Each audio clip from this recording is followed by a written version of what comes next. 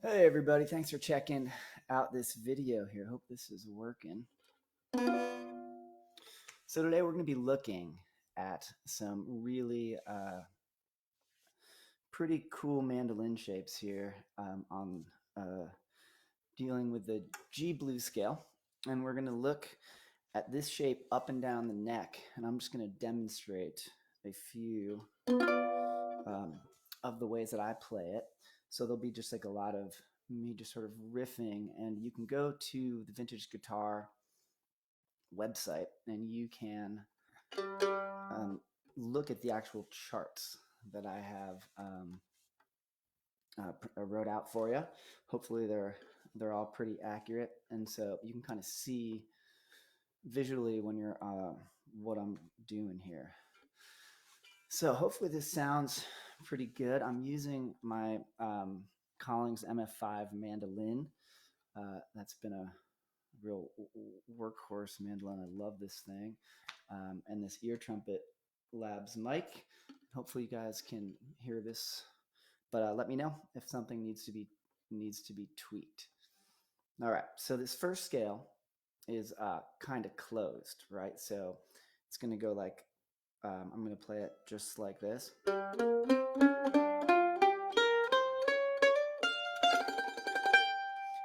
Now it uses open strings, but I'm basically playing it just in this position, going up and down on the mando. So this is usually the first thing I teach with my students, and it's basically keeping this G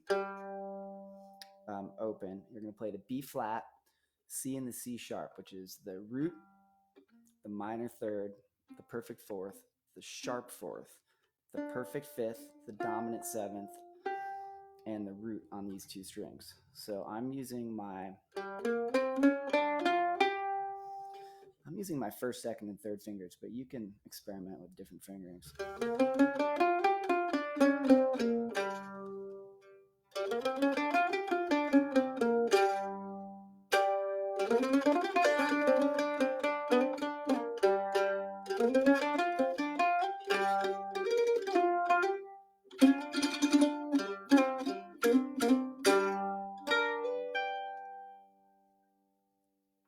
All right, now the second octave of the scale starts on this G on the 5th fret of the D, and it's going to go up 1, 3, 4, 5 on the A, and then we're going to play the F and G on that E string. So we have, now we can add this B flat with our pinky. It's a pretty good pinky exercise there.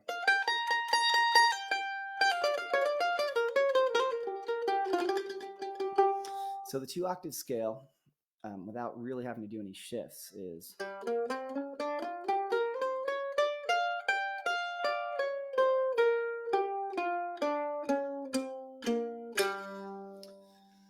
now you can practice tremoloing it.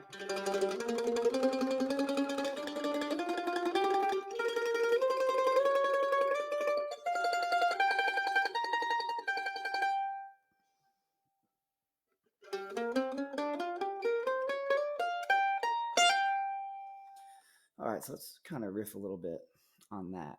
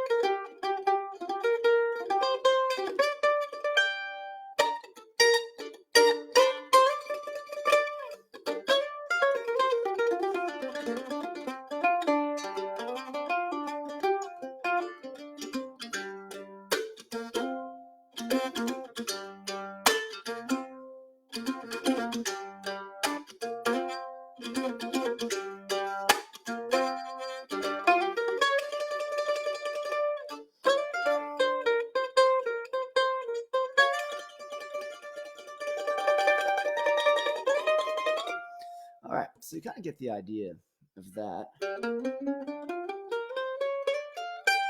Really cool scale. And thinking about this scale just while I was playing, this is usually played over a dominant seventh chord. Um, so that is a chord with a major third and this dominant seventh. So it can sound like this.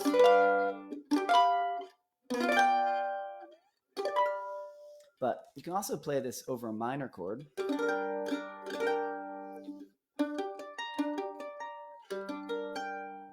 Because we have the minor third in there. So we can use it over a lot of different chords. You can use it over the minor chords, dominant chords with a major third in your quintessential blues.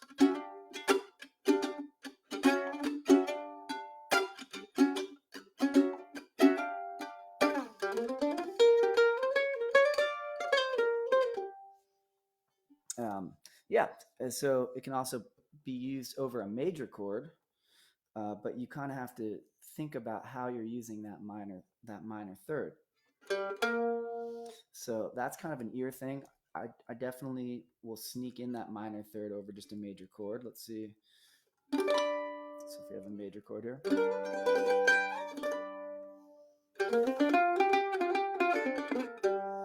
But I might add that major third. So anyway, don't be scared to use this scale on things that are not just blueses, basically my point. But of course, for a blues, this scale is amazing because it's going to work over all the chords. So if we have a G, let's just play a quick blues vamp here.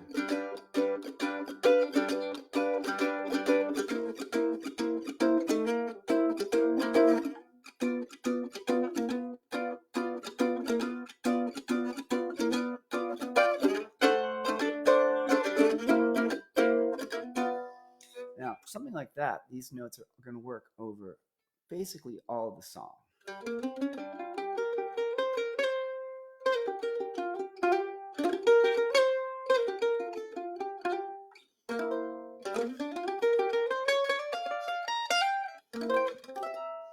Can we go to the 5 chord?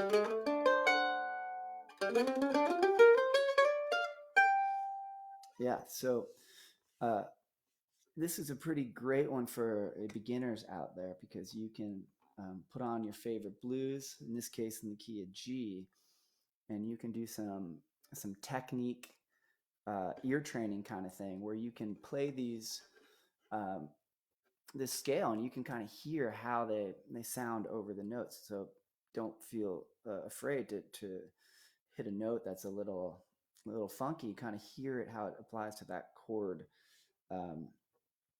And then you can decide if you want to use that again. Seems like I'm coming a little out of tune here.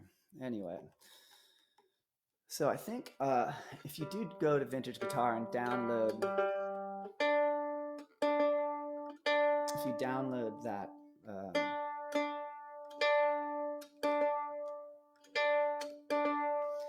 if you download that sheet, that's kind of covered here when I wrote out example 1. So that's that shape for you. Not really. I'm just getting used to this Facebook Live thing. Is everybody kind of get what I was going for on that one? Any questions on that?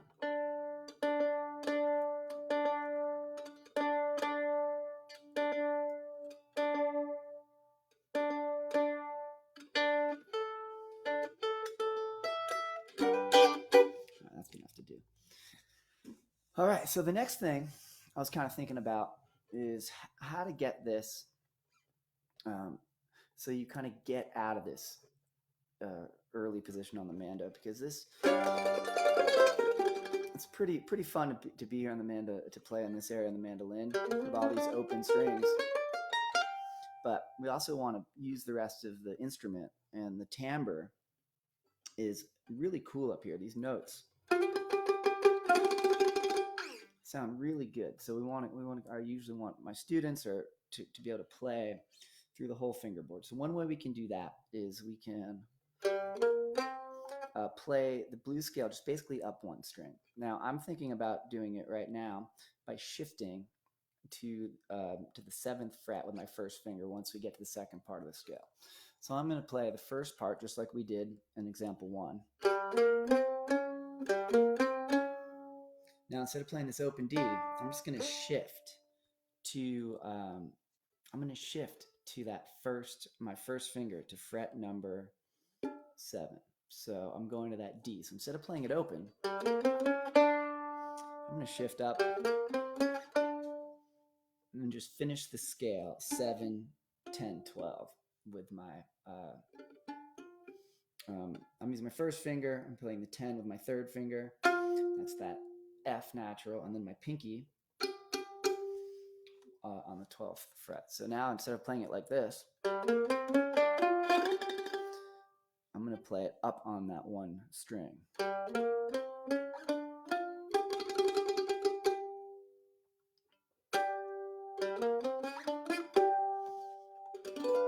right, so that sounds really, really nice.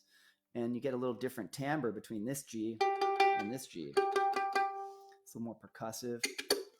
So anyway, so I'm going to just, how about I just riff a little bit just on that example too, just kind of shifting. Now, you don't have to shift on the D with your first finger. You can use one finger. There's a great mandolinist called Srini Vas. I hope I'm pronouncing his last name right. Big influence on mine, and he plays Indian ragas on the electric mandolin, and he has this amazing way of playing these melodies, kind of singing up and down on one string. So you can kind of, if that's your thing, I do that more on the electric mandolin, but you can go up the whole scale just with one finger and really work on your slides and your bends maybe.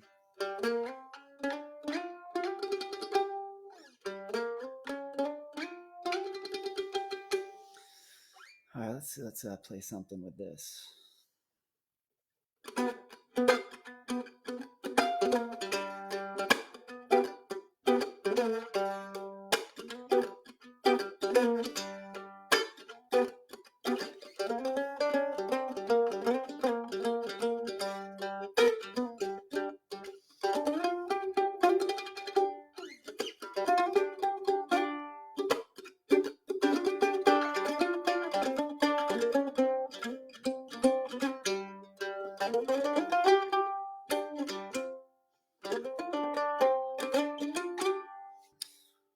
We can also kind of bounce.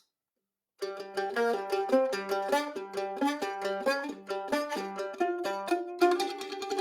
using that open G.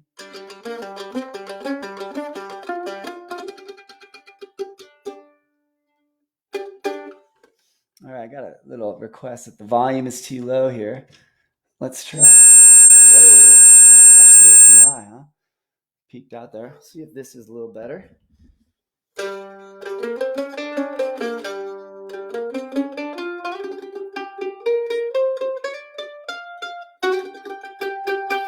Sorry about that. Let's see if that helps. All right, let's check this out.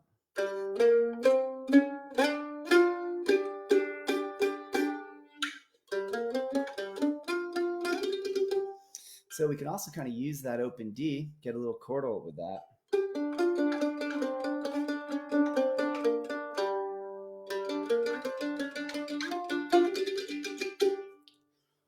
Yeah, so that's a way to start building some technique going up the scale. So if you're worried about maybe missing a note, you can always go back to this easier position and just check it. So all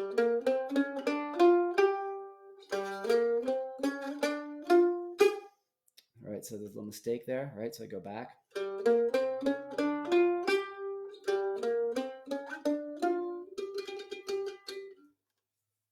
And we have that that concept going up the scale. I think works really well. Now let's look at the next one here. So, anybody have any questions? Anybody feel comfortable going up on that? Now I'm kind of just being real loose with my right hand technique on this, but you can do like the Bill Monroe thing and really practice this with real percussive downstrokes. You can I'm kind of looking at the left hand here, but you can do a lot with your right hand on these techniques. You can do hammer-ons.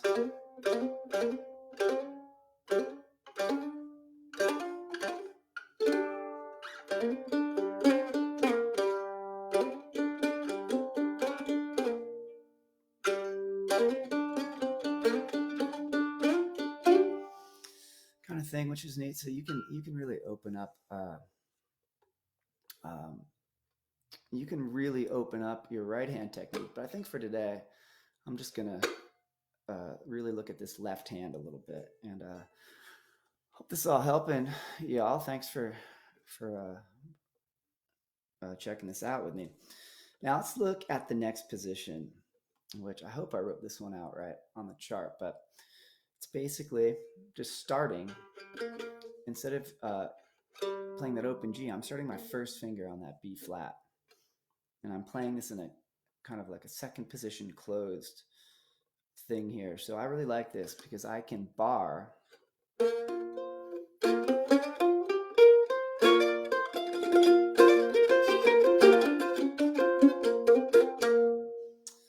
of use this first finger bar here so that I can get some hammer-ons and some dissonance.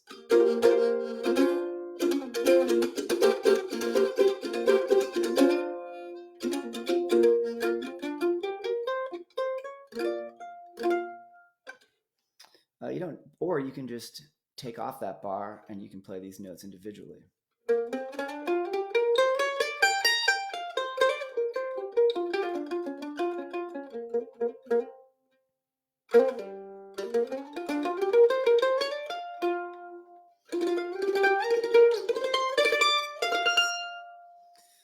So that is starting on the minor third. So it goes, you're playing the minor third, then the fourth, then the sharp fourth, and the fifth on this G string.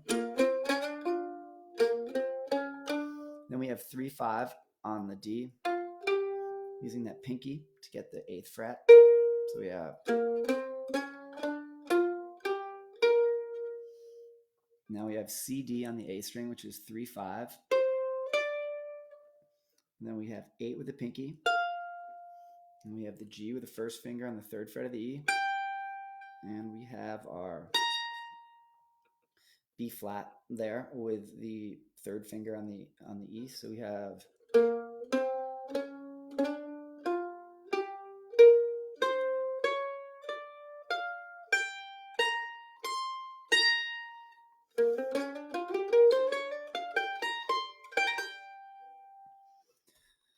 so there's lots of cool possibilities that you can do with this shape, and I recommend my students explore each of these because there's just so much you can do with each of these positions. They kind of open up their own little worlds. So let's see what we can do with this one. Maybe make some chords out of this shape. So I'm basically just going to take some notes that are in the blues scale. So G, B flat, C, C sharp, D, F, and G. And instead of playing them single notes,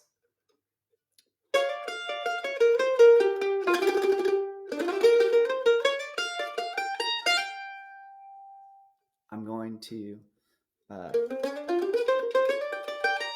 just make some chords out of it, right? So you can just take these notes and you can do some chord vamping. So I see there's a request for turnarounds. I don't know if we're going to get into blues turnarounds. we could do that at another time for sure. I'm going to try to just focus on sticking with this scale and see what I can do with that. But yeah, maybe we can. Anyway, so I'm just going to make a little, instead of playing your typical chord vamp, I'm going to take this B flat with my first finger.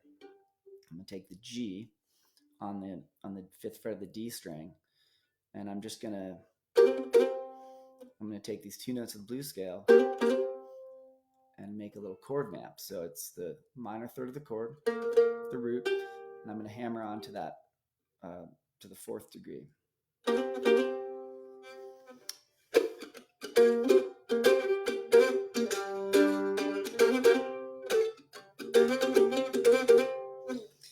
Or you can slide up from that D on the in this position to the F with your first finger. That's a pretty good one, right? So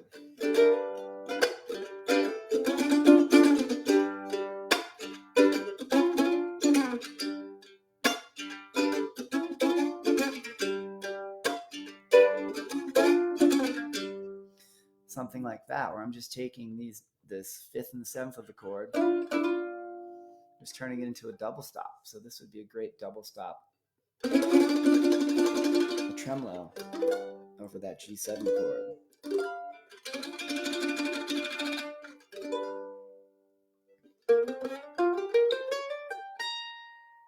Now, if I go back to that bar position, I'm barring all these notes with my first finger.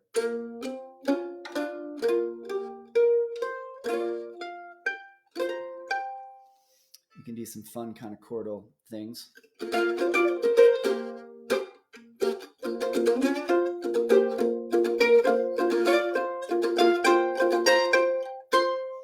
I use that a lot on the record Widening Circles that's coming out really soon. I actually think I even do it in the key of G, where I kind of try to take these melodic lines and I try to give them just a little bit more weight by adding these, by turning these melodic lines into like a chordal melody.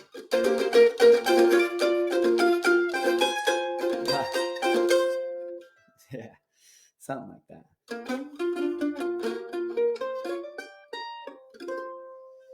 So anyway, that technique I think is pretty hip.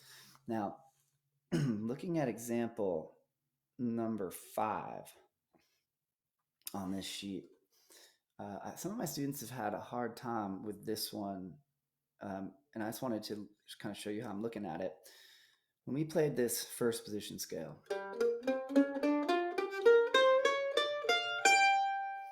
it's kind of the first octave.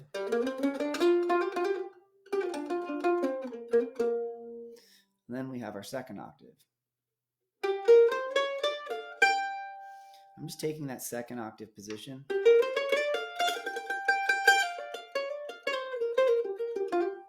I'm playing it up here. I'm playing that second octave position on the G on the 12th fret. So if we went up the scale this way,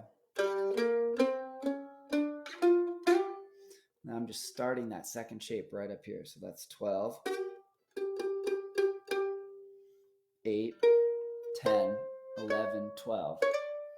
Then 8, 10 on the A string. So you have 12.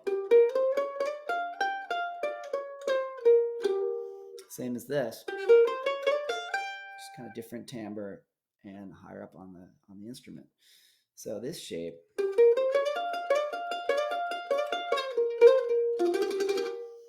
I really like the sound of, and if you're playing some higher chord voicings,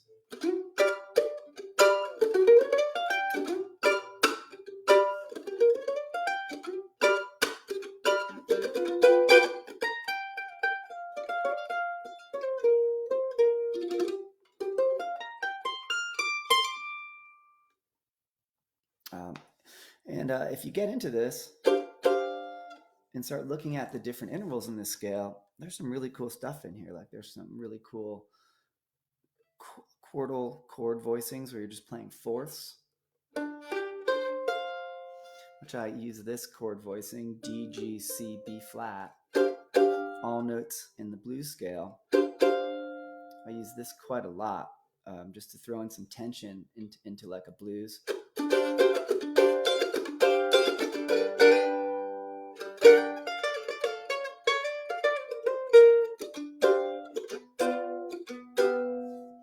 Kind of that vibe. So the more you kind of live with these notes, you can really pull out a lot of interesting things. It's almost like a McCoy Tyner kind of thing, just based off of I was just stacking different random notes into the blues scale from the blues scale. Yeah, and if you get overwhelmed with this scale, just remember it's just 1, 2, 3, 4, 5, 6 notes. So you guys can get this. So we're back up here.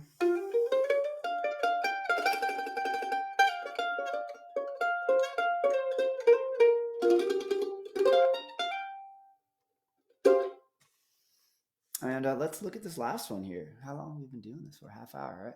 So thank you all for hanging out here with me.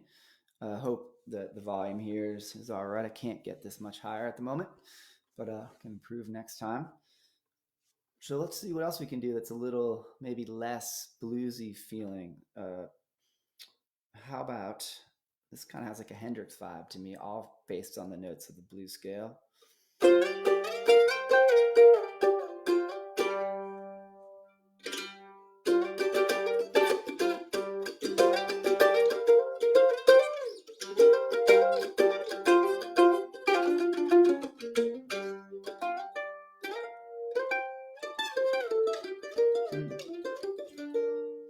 Right, so that's a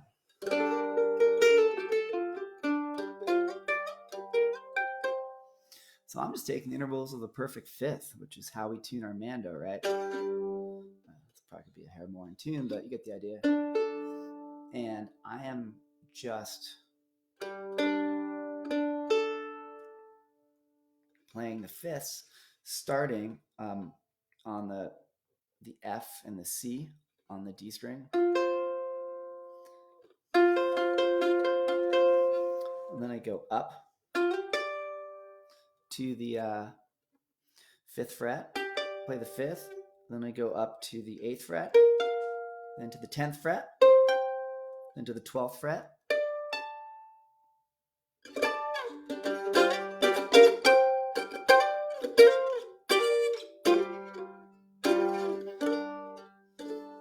There's no A natural in there, but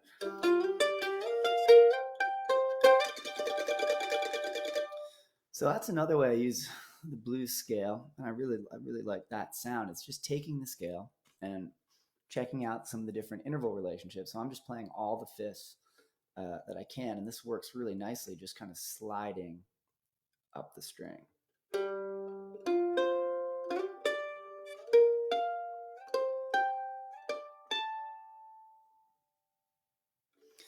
Yeah, so I don't know if there's any questions on that at all, but that's that can be a really cool sound.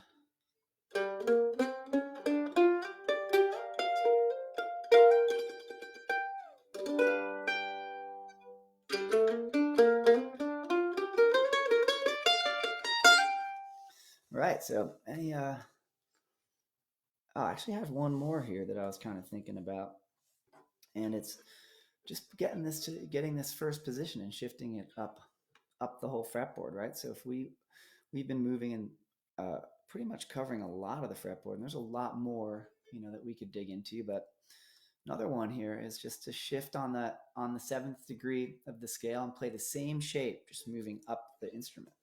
So if we have, now when we get to this F natural, I just think to myself, that's time to shift. Now I have my first finger on the root on that G, and I just play this shape again, but now closed.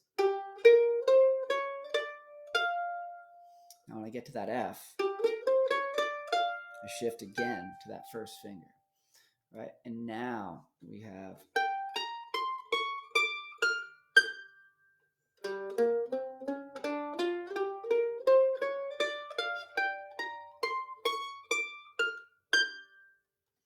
so just using that concept of when I get to the 7th, so you can just kind of even use your ear, then you just shift to that first finger and start that closed shape. 5, 8, 10, 11, 5, 8. When you get to the 7, shift. So shift, shift.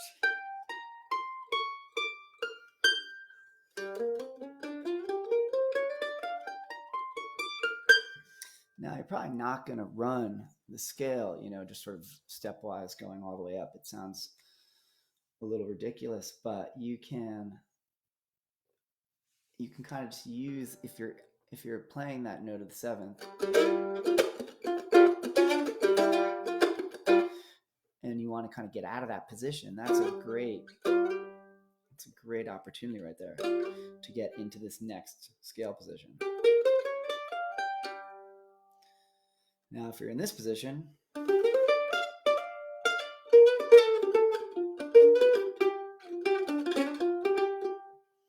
you can get out of it when you can shift again when you get to that seventh. And then you shift to that first finger. So that, and then you can be in the higher register of the mando.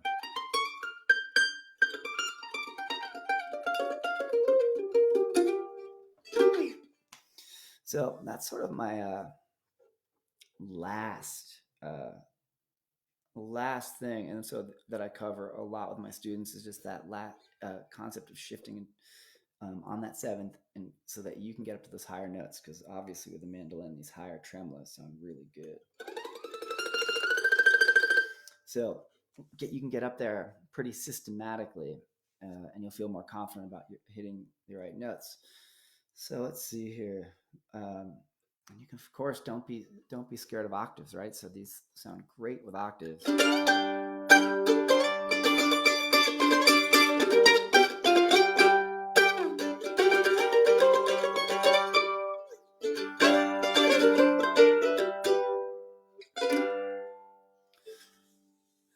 All right, guys. Well, I appreciate you guys hanging in with me here. Let me see. Is there anything up here that I could answer?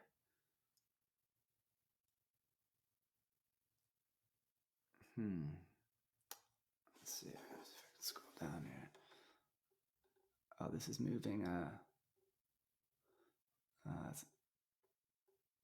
Hey, what's going on, man?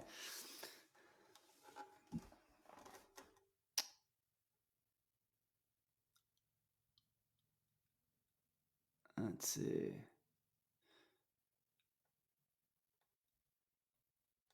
Yeah, so let's see here. Yeah, this is a Collings. It's a one piece back. Love this instrument. Had the opportunity to go to the Collings workshop with my buddies in Danger Muffin, playing out in Austin not too long ago, and I'm still meaning to send this to them, because I think I've just been using this mandolin for so long, and I don't seem to have a lot of time to not play it, but I'm imagining that this will sound even better once they give it some attention. So I'm going to send it their way quite soon. So yeah, so chord charts, right? So I didn't make any chord charts for this, but all have been I don't know if you were here for this, but you can play this over basically any voicing, a G major, possibly, and then of course G7, and you can be playing this over G minor. So you can kind of just go through your bag of chord voicings and play the scale for all of those. Maybe I'll do a different video of just lots of cool voicings. Speaking of videos, so I do a lot of teaching, and then I post on my YouTube page, so you can see a lot of this stuff. You can see a lot of this stuff live, or excuse me, you can use a lot of these resources of things I've posted on YouTube. It's just Andrew Hendryx YouTube channel, and tons of mandolin videos, and I'll try to post some more soon. So please subscribe to that. But I will give you, let's do a fun G7 chord voicing. So we're going to take our middle finger and put it on the 4th fret of the G. We can play the B natural. We're going to play the tritone with the 1st finger. So we have the B and the F. And then we're going to take our 3rd finger and put it on the 5th fret of the A string. And now if you can get it, you can bar and play that G with your 1st finger. So we have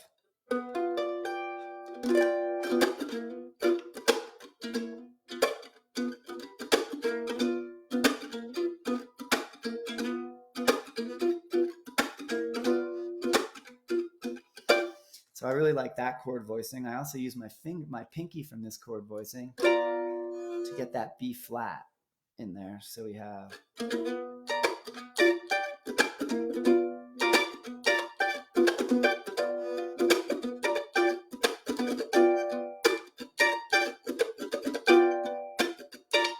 So that's a cool chord voicing. You can move it.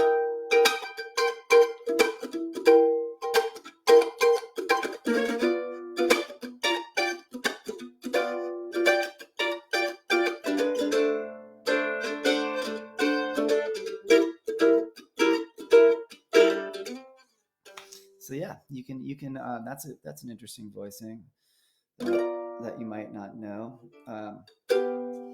Another one that I use quite a lot is playing this B natural, and instead of playing the F, I play the root. So I have 4, 5, and then I use my pinky to get that dominant seventh. And you can even play that high E. Pretty funky, but just.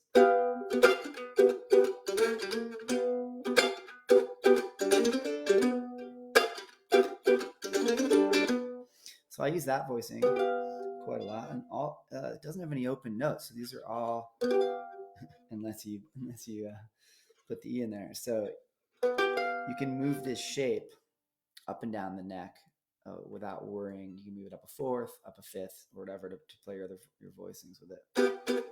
Let's see if there's anything else I can. Yeah, I'm digging this ear trumpet. I have to use it a lot more to get used to it. Hope that this is a really cool little microphone right here. Yeah, so maybe I'll do a video for you guys, and I'll post it of just doing some 1-4-5 chord voicings, and I'll get that up on my website on my YouTube channel, because that's a lot to go through, especially if you want to get to some really interesting bluesy, colorful notes. But I'll definitely do that. Well, all right, y'all. I appreciate you guys hanging out here, and thanks to Vintage Guitar for having me. Hopefully, we'll do more of these soon, and I'll work out the technical things as I do more of them. But yeah, have a great weekend, y'all. Stay safe and be healthy, and can't wait to see you guys back on the road. Take care, y'all.